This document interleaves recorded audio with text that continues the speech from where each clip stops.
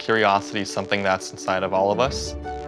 To create technology that can impact someone's life in a really deep level, and that's something that I'm dedicated my life to.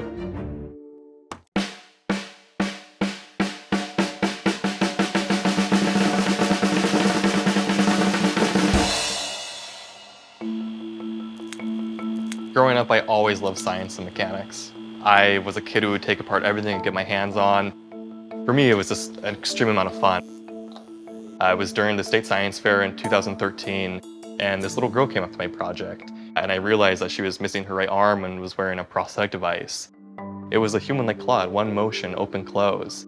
It looked archaic to me, and it cost about $80,000. The more I was talking to them, the more I realized there is a huge problem.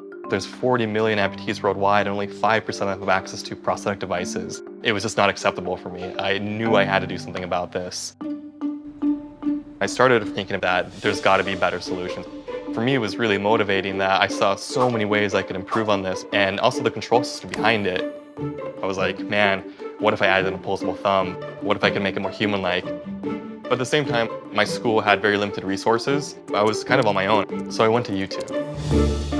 On YouTube, I learned the core fundamentals of how electronics and microcontrollers work, how software interfaces to electronics, how to move motors and read sensors, and really create a system. I learned so many of these little building blocks that really built up to my creation. I would break batteries, I would break electronics, my code didn't work. I failed a lot, and it motivated me to learn even more. My design started advancing very fast. I started building full robotic arms all the way up to the shoulder. I entered this into the science fair as well and placed really well and started getting a lot of attention. I was invited to the White House Science Fair and the president shook hands with the arm I made. And then when I was 17, I decided to dedicate my life to solving the affordability of prosthetic devices. And the company Unlimited Tomorrow was created on February 12th, 2014. That really changed the game for me. At Unlimited Tomorrow, our goal is to impact thousands of people at a time.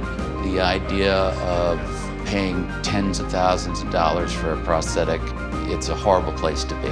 The capacity for people to purchase this is going to make things a lot easier and a lot better for a lot of parents and a lot of children. I'm about to show you something I'm so pumped about that I never thought I would have in my whole life. For 3D printed prosthetics by Unlimited Tomorrow. To create technology and create new ideas that can impact someone's life in a really deep level.